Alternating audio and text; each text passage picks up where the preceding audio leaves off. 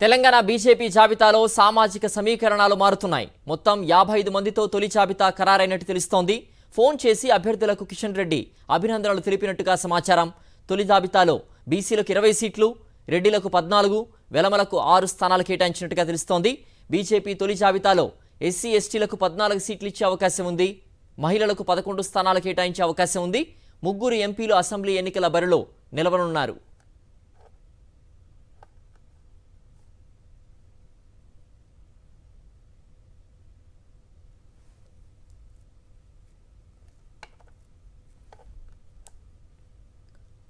Telangana BJP జాబితాలో సామాజిక సమీకరణాలు మారుతున్నాయి. మొత్తం 55 మందితో తొలి జాబితా ఖరారైనట్టుగా తెలుస్తోంది. ఫోన్ చేసి అభ్యర్థులకు కిషన్ రెడ్డి అభినందనలు తెలిపినారు. తొలి జాబితాలో బీసీలకు 20 సీట్లు, రెడ్డిలకు 14, వెలమలకు 6 స్థానాలు కేటాయించినట్టు తెలుస్తోంది. బీజేపీ తొలి జాబితాలో ఎస్సీ ఎస్టీలకు 14 సీట్లు ఇచ్చే అవకాశం ఉంది. మహిళలకు 11 స్థానాలు కేటాయించే అవకాశం ఉంది.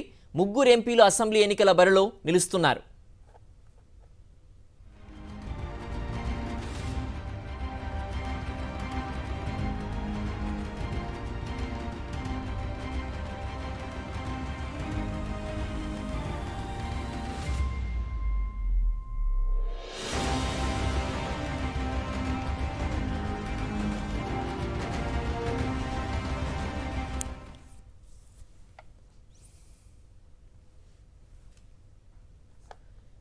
రాజాసింగ్ సస్పెన్షన్ ఎత్తివేయడంతో గోషామహల్లో ఆయన ఆఫీస్ వద్ద సందడి వాతావరణం నెలకొంది. అభిమానులు, కార్యకర్తలు బాణాసంచా కాలుస్తూ సంబరాలు చేసుకుంటున్నారు. ఇక ఎమ్మెల్యే రాజాసింగ్కు తొలి జాబితాలోనే టికెట్ కల్పించడంతో అభిమానులు హర్షం వ్యక్తం చేస్తున్నారు.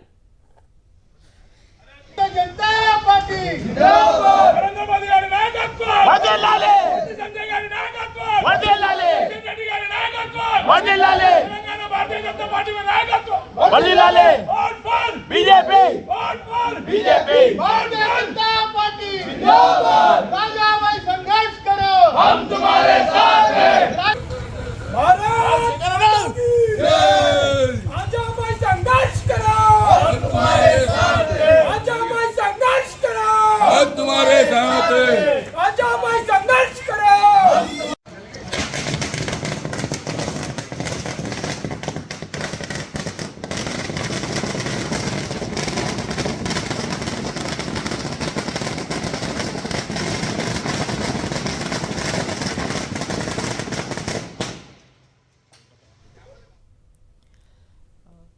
బీజేపీ పార్టీ ఎమ్మెల్యే అభ్యర్థులను ఖరారు చేసింది. మరింత సమాచారం మా ప్రతినిధి ఢిల్లీ నుంచి వెంకటేష్ అందిస్తారు. వెంకటేష్, కిషన్ రెడ్డి స్వయంగా ఫోన్ చేసి ఎవరెవరికైతే టికెట్లకు వచ్చాయో వారికి అభినందనలు తెలిపారు.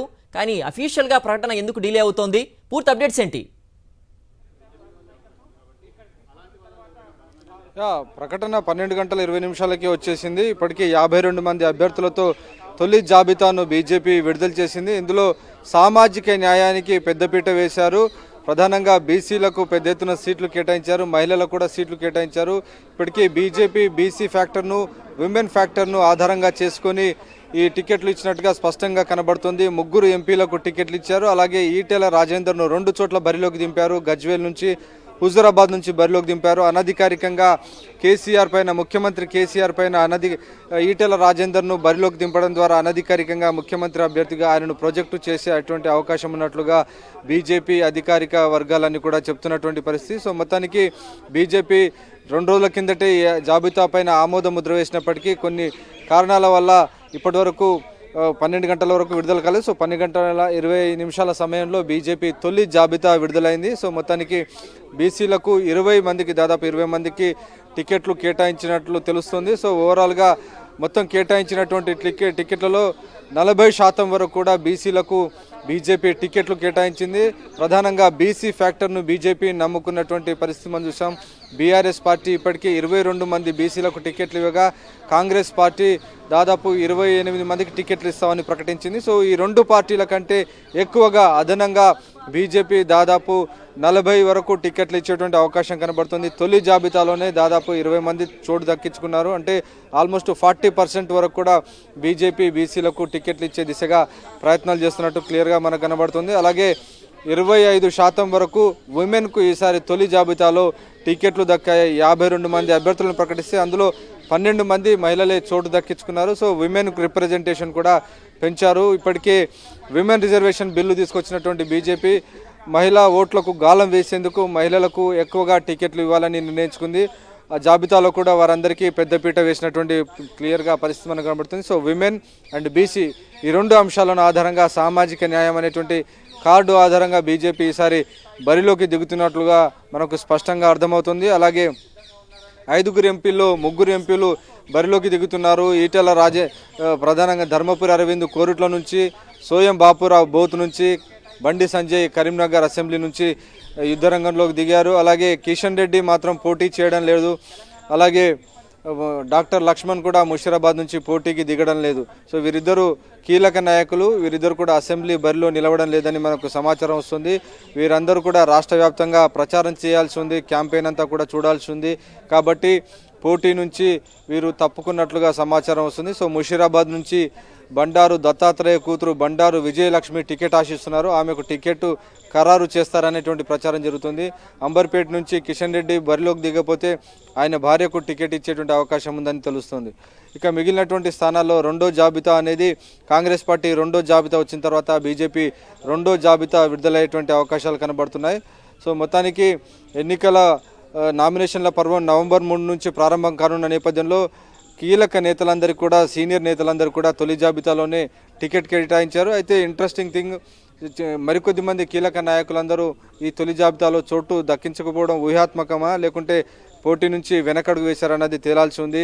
నిజానికి చెన్నూరు నుంచి వివేక్కు టికెట్ ఇచ్చారని మొదట్లో తెలిసింది. కానీ చెన్నూరు టికెట్ మాత్రం మనకు కనబడలేదు. అలాగే తాండూరు లేదంటే రాజేంద్ర నగర్ నుంచి కొండా విశ్వేశ్వరరెడ్డి పోటీ చేస్తారని బీజేపీ చెప్పింది. కానీ జాబితాలో ఆయన పేరు కనిపించలేదు.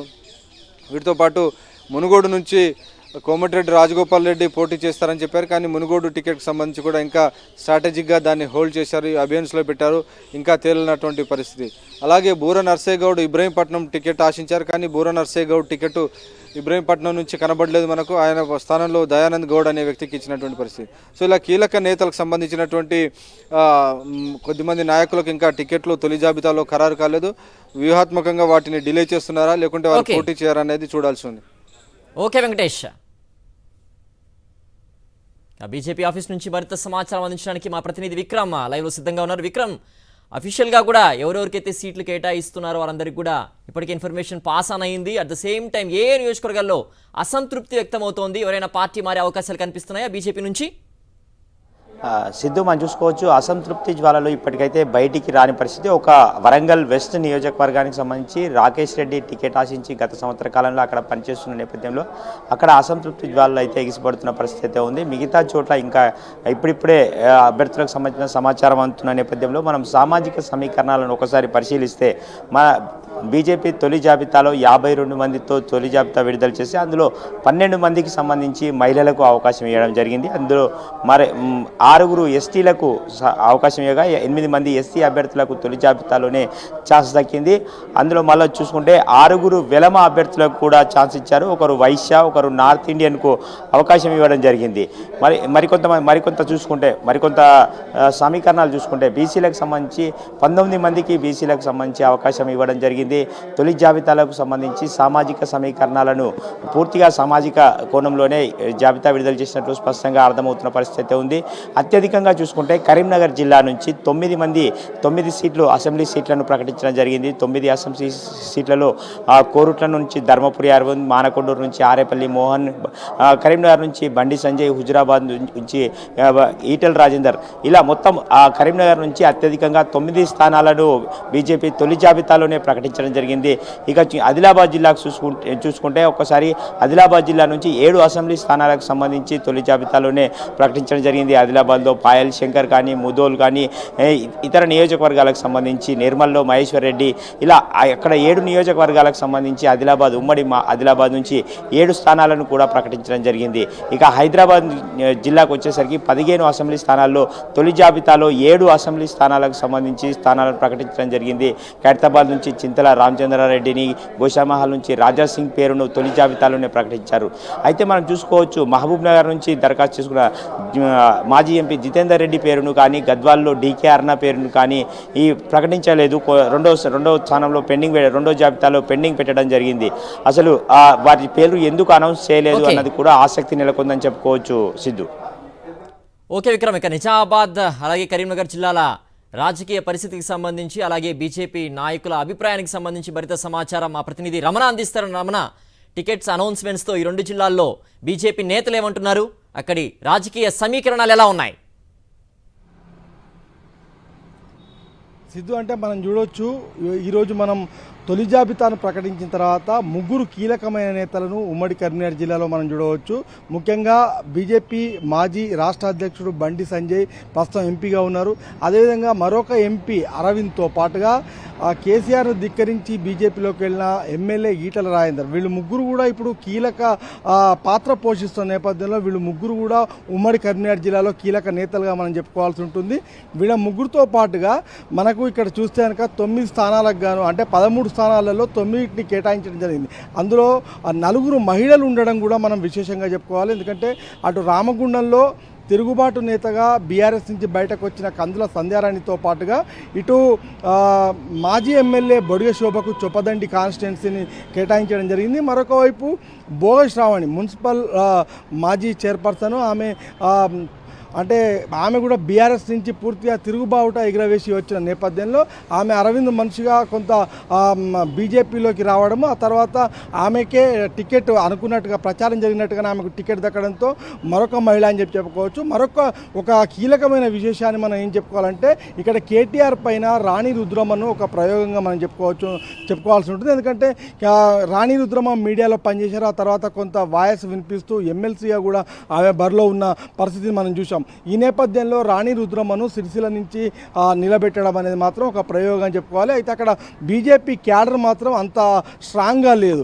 ముఖ్యంగా అక్కడ బీఆర్ఎస్ క్యాడరు కేటీఆర్ యొక్క పరిస్థితి మన అందరికి తెలిసిందే. ఈ నేపథ్యంలో ఆ తర్వాత మన క్యాడర్ కొంత కనిపించేది కాంగ్రెస్ శ్రేణులు మాత్రమే కనిపిస్తాయి. అయితే బీజేపీ క్యాడర్ ఆ స్థాయిలో లేని నేపథ్యంలో మొత్తంగా వాళ్ళందరినీ ఎట్లా కలుపుకపోతుంది అనేది మాత్రం ఇప్పుడు చూడాల్సిన అంశం. మరొక వైపు ఇటు మన నిజామాబాద్కు సంబంధించి కూడా చూస్తే కొంత అరవింద్కు సంబంధించిన మనుషులకు సంబంధించి కొంత వాళ్ళకు ప్రాతినిధ్యం దక్కినట్టుగా కనిపిస్తుంది. ముఖ్యంగా నిజామాబాద్ అర్బన్ నుంచి ఎండల లక్ష్మీనారాయణ పేరు ప్రచారంలోకి వచ్చింది ముందు, కానీ ఆ తర్వాత ఇప్పుడు ప్రస్తుతం చూస్తే కనుక ధన్పాల్ సూర్యనారాయణ పేరును ప్రకటించడం జరిగింది. అదేవిధంగా అటు కామారెడ్డి బీజేపీ మహిళా అధ్యక్షురాలైన అరుణతారకు జుక్కలకు సంబంధించిన నియోజకవర్గాన్ని కూడా కేటాయించడం చూసాం.